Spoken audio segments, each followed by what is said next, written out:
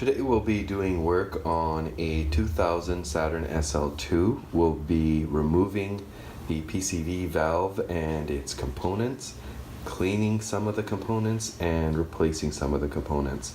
This will be a fairly lengthy video because I'll go into some descriptions and some testing as well. But I hope you guys will watch it in its entirety so that you can understand the PCV valve system thoroughly.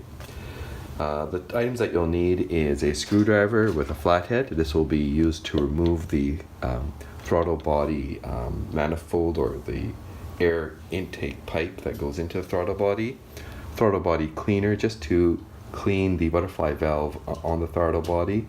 You might also need a BrakeKleen, which is a solvent to help clean some of the debris in the PCV valve. Latex gloves, and just regular gloves with a rubber grip to help you get a grip of the items there. Let's go on to the repair. This is Handy Dandy Husband coming in to you once again. My son and I, we changed the oil on our 2000 Saturn SL2, and this is the second generation of the engine. And what we found was inside the oil filler cap, which I'll open right now, there was a lot of whitish, milky, creamy substance, and you can see a little bit of that right here now. Now, this, if you were to look inside there, you'll see a little bit on the edges as well. And typically what I've found is that this can either be an issue due to two reasons. Number one is if there's a coolant leak, and or number two, if you drive your vehicle for short trips and the water in the engine block compartment or the oil compartment area doesn't have an opportunity to evaporate fully because the engine is being driven for such a short period of time and it's not reaching operating temperature. Sometimes if you are not traveling short distances and it's not reaching operating temperature, that could be a thermostat issue. However, in this case, the thermostat is working fine. There is no oil coolant leak because as you can tell from the dipstick, there's no milky substance in the oil compartment area as well.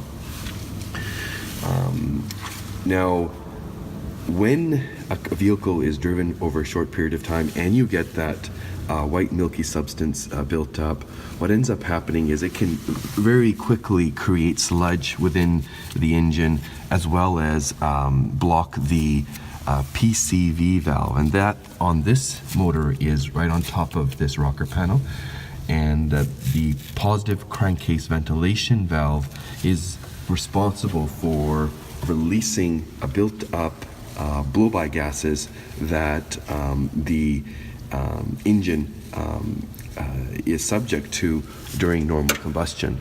Not so much during idle, but definitely during acceleration or higher revolutions per minute. Now, what ends up happening is if you're driving the vehicle for shorter periods of time and not letting the water moisture burn off, that creates the milky white substance. That milky white substance blocks the PCV valve. With a blocked PCV valve, that increases, almost like a snowball effect, the effect of sludge, and it creates even a worse problem. Now, the PCV valve can be stuck open or it can be stuck closed. And I'm just going to open it for you. I did clean this already, but you can tell that it's milky white, and the chance of it being stuck open is really high. So what we're going to do today is show a method to clean the PCV valve, but also test it and look at the other components that were connected, mainly the breather line that provides air into the engine block so that the PCV valve can operate properly and efficiently. But if this is closed and stuck closed, what ends up happening is you get some of the oil, vapor, and exhaust gas being pushed into what should be the supply line back into the air vent area. So what we're going to do is disconnect the PCV valve, the grommet, the hose from the PCV valve leading into the intake manifold, and that would be right there. If you can see it right there, comes down into there. Let me just see, right there. We have some light. Here. Go further at an angle. Yeah. Okay. And we'll be also removing the air intake and this this piping here and investigating this issue.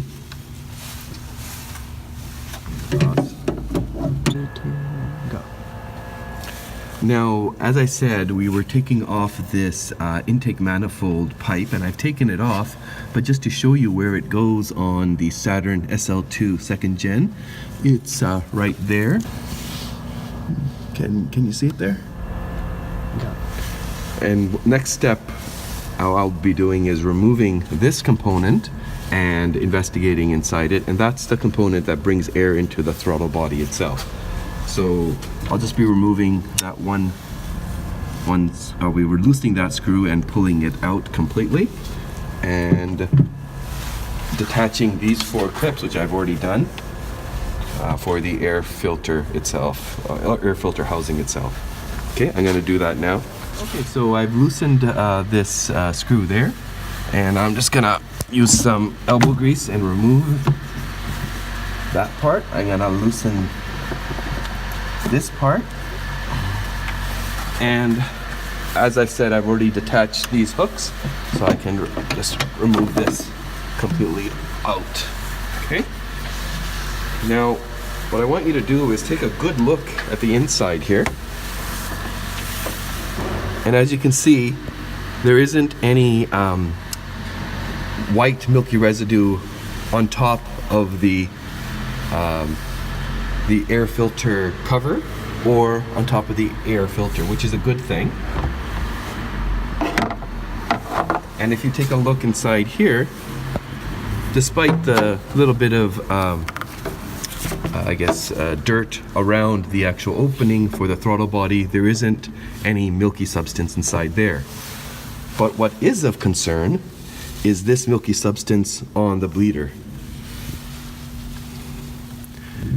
And you can see, even if you go look inside there, if you look inside, there is some contaminants inside there as well. So what I'm going to do now is I'm going to pull off the breather.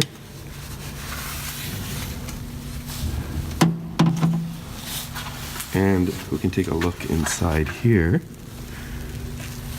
And if you're looking inside there, you can see ever so slightly there's whiteness in there as well. So there is definitely whiteness that was going into it, but it just didn't make it into the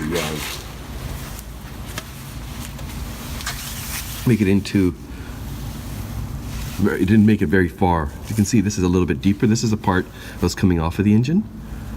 You can see that whiteness. There you go. There you go. So we're going to need to clean all these components thoroughly. Okay, and just for everybody's information, the throttle body is here, and while there's no milky substance that made its way into the throttle body itself, you can tell that there's a black ring around the very edges of the throttle body, and that's what would need to be cleaned if you were having idling problems. I'm not having idling problems with this vehicle, but I think after seeing this, I probably will do that as a second project to clean the the surface both inside and out, but that would involve removing the throttle body itself. And just moving our way to this area here, I'm just going to remove this grommet, and it just takes a little bit of effort with your finger. So try here. Sorry. There we go. And you can tell there's a lot of milky substance inside there. And the reason for it all collecting here, well, let me backtrack a little bit. The question arises, why is there water inside the engine compartment or inside the block itself? And the answer to that question is water gets into the engine block every time you turn off the engine because it is warm. What ends up happening is it attracts the moisture, it attracts the cold air as it's cooling down, and it's not a perfectly sealed system, so that when it attracts the cold air, that cold air is moist, and that's where the moisture comes from. The system doesn't actively introduce moisture into it, but moisture is a component. And what happens is as you operate the vehicle, and especially if you're doing it only for short distances, that requires that you change the oil more often. And the reason why you have to change the oil more often is because the additives in the oil often suspend the moisture within the oil itself. And in this case, the PCV system failed, and the oil additives weren't able to suspend all the moisture. It basically exceeded its tolerances. So in this case, where you're driving very minimally or very short distances with the vehicle, it's important, number one, to change the oil often, and number two, sometimes in the month, get it to full operating temperature by driving it for more than, say, 30 to 40 minutes on the highway. Okay, and just an added tip, I use this throttle body clean. While I had the throttle body open and the butterfly valve exposed, I just used an old rag and the throttle body clean and just cleaned that ridge, that black ridge there, a little bit off. As you can tell, I also cleaned the butterfly valve. It is very dirty and it does require removal to clean it out, but because I had it already open and available, I just did a quick clean right now. All right, these are the components that I took off. This is the rubber piping from the PCV valve to the intake manifold. This is the hose from the air intake to the rocker panel. And this is the PCV valve, and this is the PCV valve grommet. I've looked at the grommet is good. I'm just gonna clean it and replace it.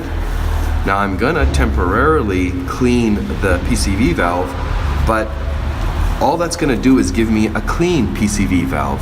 It's very important to realize that just because it's clean doesn't mean that it's working properly. Now these have springs within them, and the springs do wear out over time. Therefore, to have a proper calibrated PCV valve and one that you're guaranteed will work properly with your vehicle, I would recommend replacing it. I'm going to do this temporarily, make sure it's clean and working. Right now it's sort of clogged, it's not clicking very well, but once I've cleaned it, it will start clicking, but nevertheless I will be replacing it. So this is my method of cleaning it. Just put some BrakeKleen. It's pretty harsh.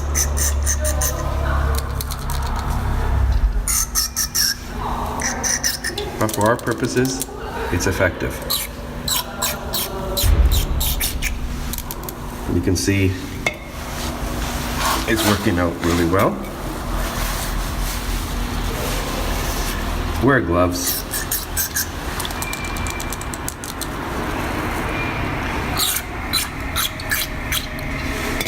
So if you leave this at an angle, it'll give it time for the chemical solvent to work.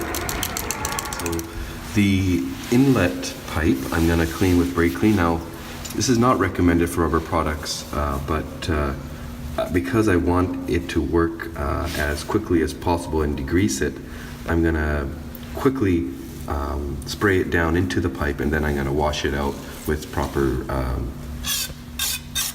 degreaser.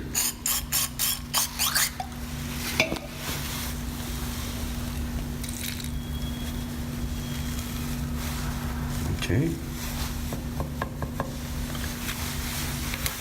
And I'm not sure if I showed everyone this, but it appears that there is quite a bit of narrowing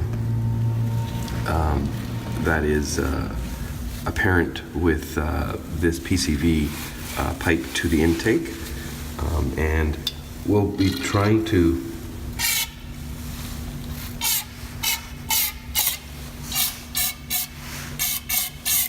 if you can see, there was a lot of lots of debris in there.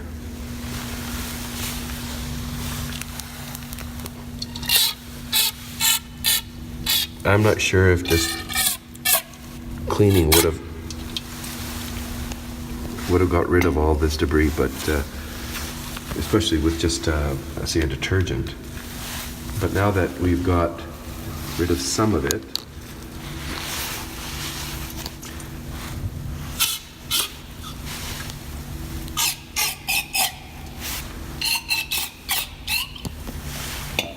this could have definitely been part of the obstruction.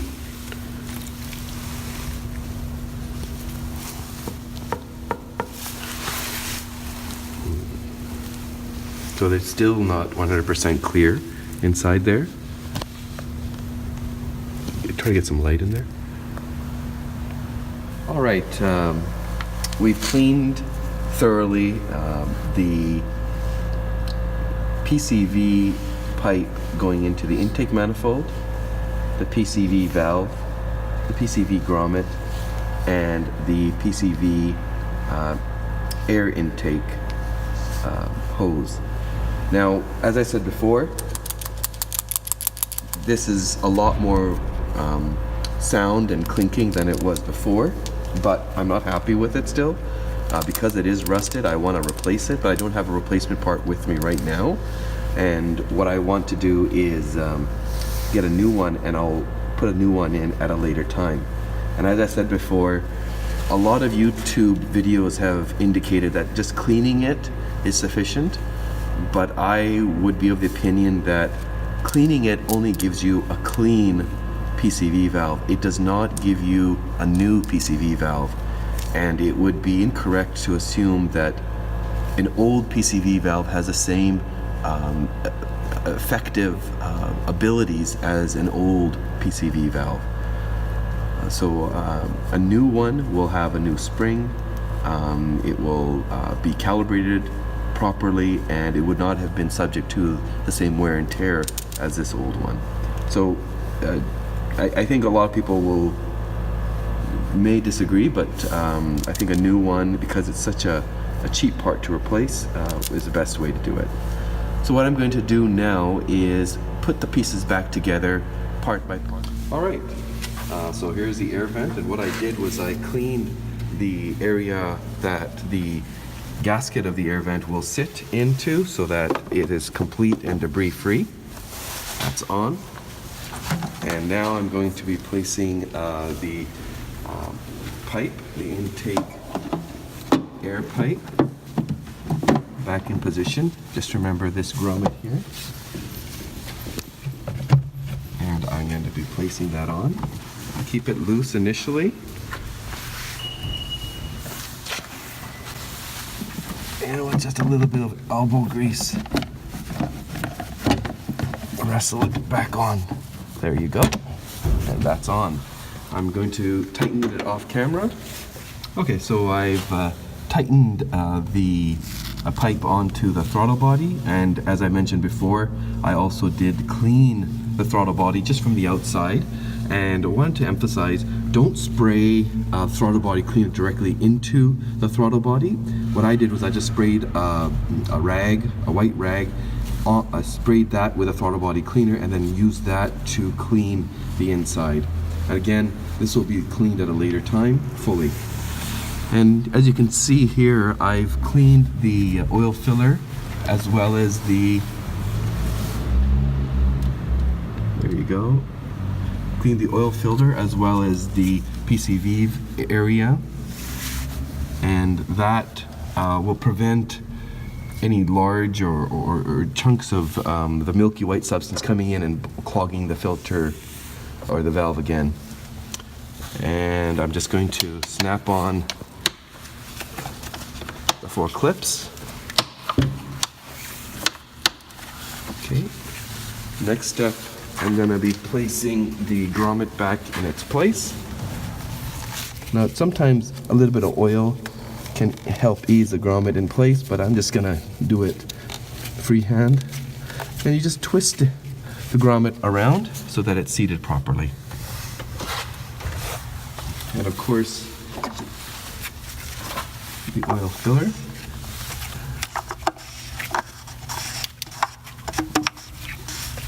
There you go.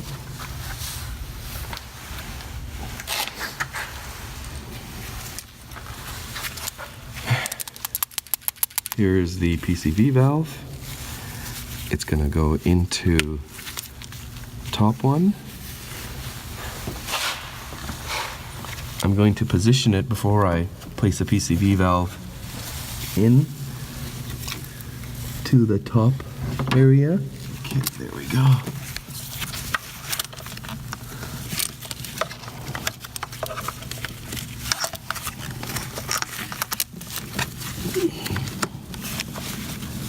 Go. From the top end here, I'm going to push the PCV valve in place. That's seated. Okay.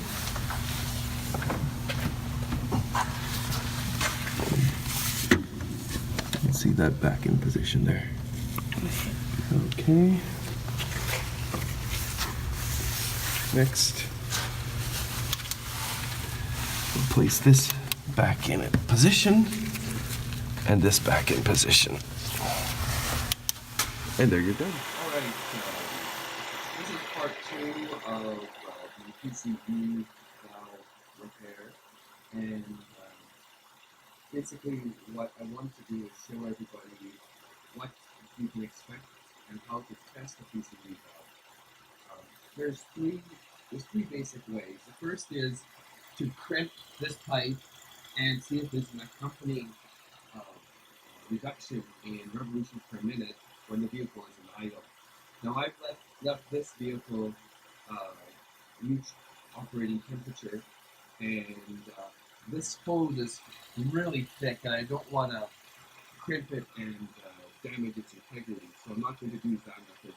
The other method is to turn the car off and then put a piece of paper here, and when you turn it back on, you'll notice that the paper will be sucked in initially anyways, at idle.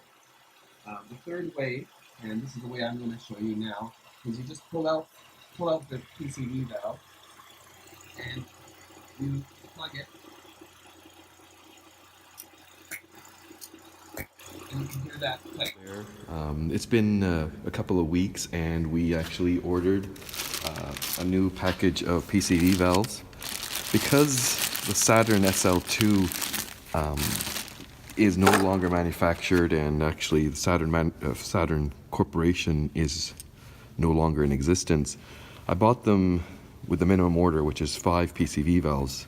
I was told that there's very few left because they don't manufacture them.